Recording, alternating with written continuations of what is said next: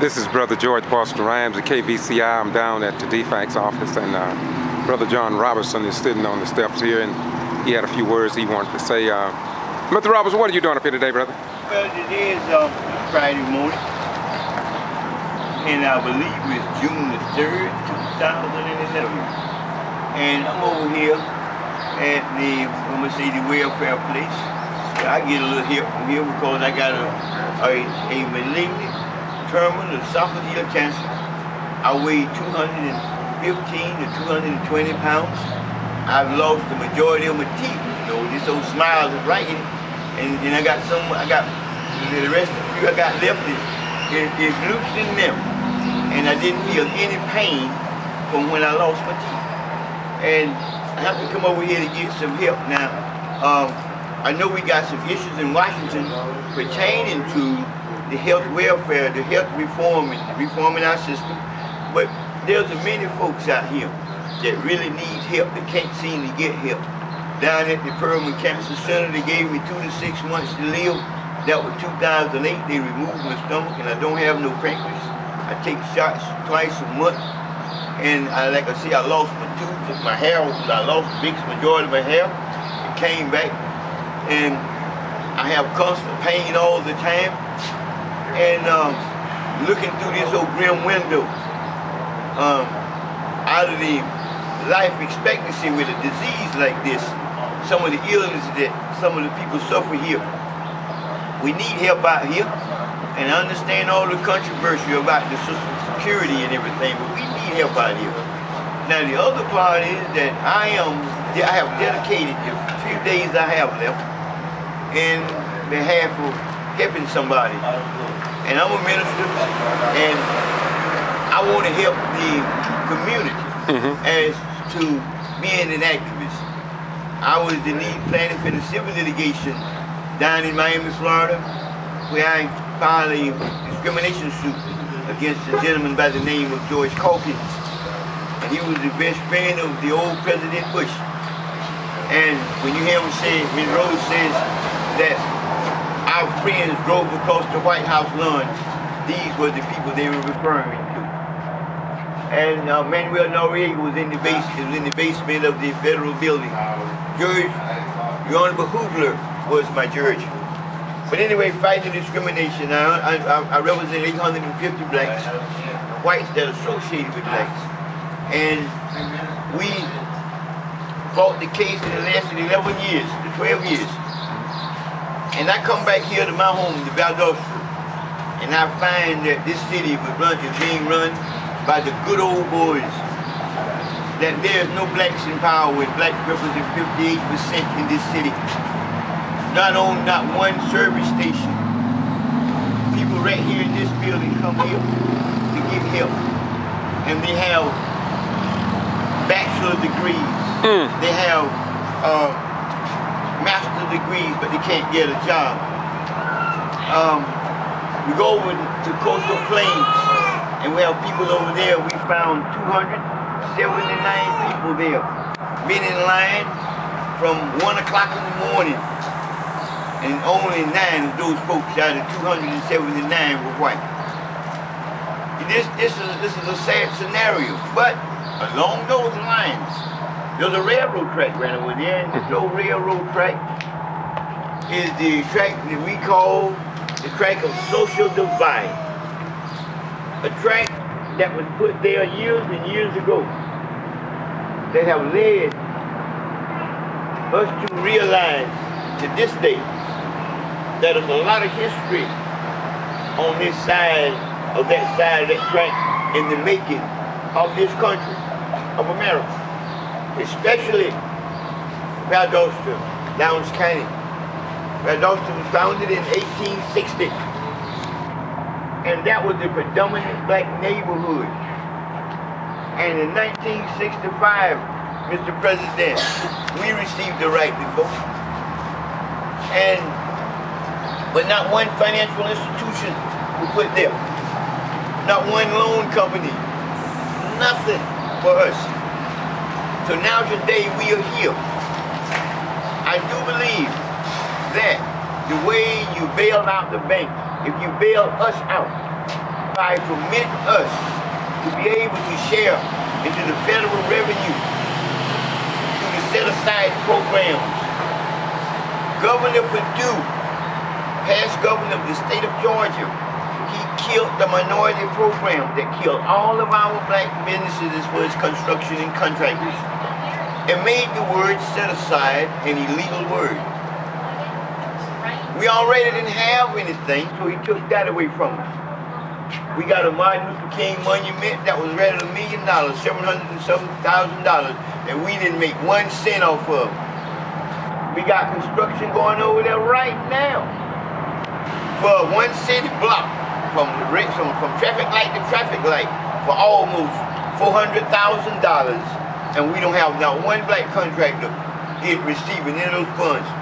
If we can get the monies put directly into our hands through some program, the HUD housing program, even HUD is founded and put together in 1968, is obsolete, Mr. President.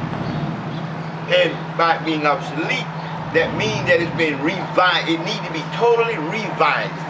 It needs to have something done. We are meeting with the local authorities here, with Marcus Stelvey, with the housing authority. And we are talking now, and we are negotiating right now of a set aside for just the black contractors, just the minority contractors, and different groups of projects they have coming, so that the contractors here can share into the revenue and hire some of these people here and put this money back into the neighborhood instead of going into the pockets of the rich and already wealthy people that's been dominating this county. We need your help here.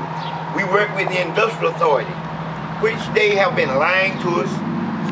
They'll come and offer us things because there's a private, the Lowndes County here, the Lowndes County Industrial Authority, hear me real good, please, is a private owned business that the city appointed 2 members to look out for their interests. The county appointed 2 members to look out for their interests, and these are their recruiters.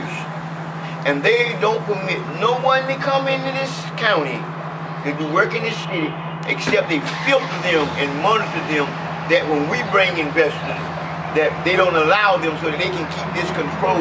Excuse me, Mr. Robinson. How do you know, and how can you say that they don't let nobody in here?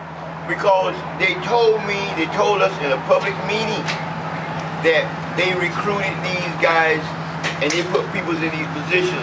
So when I brought in investors here from South Florida, they rejected all their projects.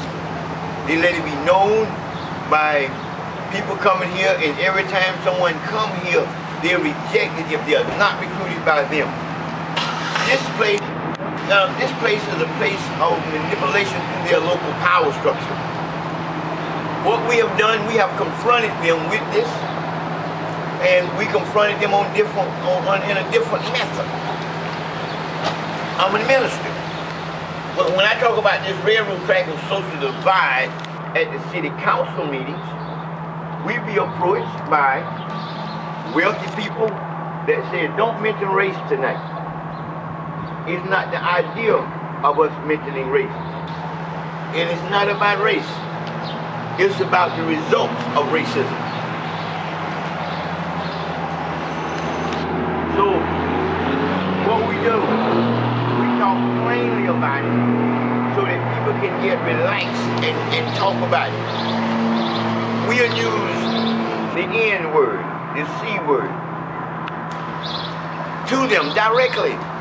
Not in no angry manner, but we got to be able to demoralize these words, so that when the rap artist use the word nigger, he'll make $1 million. If a white guy uses the word nigger in a position, he'll get sued for $1 million more.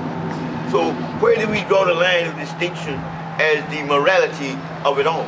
So what we have to do is look at it realistically.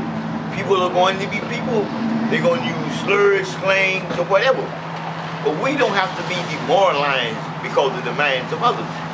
But we do have to face the logistical facts, and those facts are that is the railroad track of social divide. We don't have any money over there. and our county and our city is being scrutinized. We are being manipulated, lied to. They are into negotiations with us, but they sitting us against one another by the ethics they use, and we are aware of that, and we are tired of that.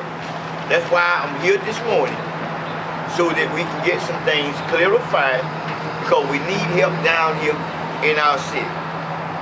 What we want to see happen is we want to build a model that we can get everyone to come together to a certain degree for federal funds, that we can that HUD housing projects, the city projects that's federally funded, that the contractors can share into the contracts, so that we can get some monies in the old traditional black neighborhoods and the low-income neighborhoods, so that we can start back getting some ownership in some of the buildings downtown, so that we can put some productivity and bring our city back to life as full as our low-income community.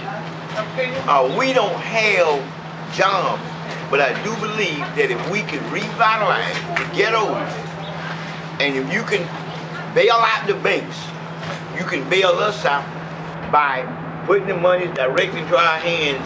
We know you got the utilized program, but don't make it so it's like SBA is not for us. Let's lay it out on the land. It's too scrutinized, and these people's portfolios have been damaged beyond repair. And there's no banks gonna lend them any money because they can't survive the scrutiny, okay, of the hoops they got to go through. We need someone on our side that have some forgiveness. So I'm gonna end this by saying, please take under consideration, invest into the ghettos, put the money back into the hands of all the local contractors from those ghettos, and have them to put together programs, training programs, that can put America back to work. If you rebuild Black America, if you rebuild the low-income America, you will blast the economy through the roof. My brother, one final thing I'd like to ask you. Through all of your efforts in trying to get attention to the Valdosta and South Georgia area, did you not ask the local news media to tell the story about the economically oppressed in this community, and what happened as a result of you asking to be interviewed so this word could get out to the major populace? My brother, I'm so glad you asked me that, and I'm praying that the Valdosta Daily Times look directly into my eyes, because I want you to understand that I mean this from the bottom of my heart. You have an injustice have been truly done, and a great irrevocable harm have been done to our community, to our local news media, because they only put what you want to put on the news by being manipulated by the officials. Things that come out on the city council floor about our black children, you don't even put that on there. You don't even put that in your papers, but you put all the other things in there. Anything that would promote progression, that would defeat oppression here in this city by some means, you refuse to hear the truth, because you don't want to help expose yourself and the role that you are playing in the destruction of our communities. My beautiful radio listeners, thank you, Brother John Robertson, on behalf of KVCI.blogspot.com. This is George Boston Rhynes in Valdosta, Georgia. We want you to have the truth.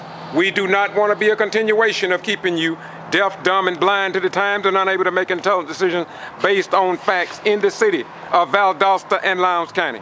We just crossed the James Beck overpass. We are concerned about this community, and we realize that if we don't bring the truth to you, then nothing's going to change. We must remember, as Jesus said, and ye shall know the truth, and the truth shall set and make you free. Yes, my beautiful brother. My brother, and on that note there, you see this right here? This right here is reality. It's yes, going sir. to my heart. This is the reality. This is the result. This is detrimental for me. It's the same as if you don't help us to get a change, it's detrimental for us all. Yes, sir. One other thing, brother. What's the name of the council you have? What type is it, brother? It's a esophageal. Esophageal. Yes, sir. Thank you, my beautiful brother. Again, this is KVCI, Brother George Boston Rhynes, on behalf of the people. And when I say the people, I mean you, not only in Valdosta and South Georgia, but around the nation. We want you to spread the word, because we know, like Jesus said, and you shall know the truth, and only the truth shall set and make you free. Until next time, this is on behalf of KVCI. Bye-bye, we're gone.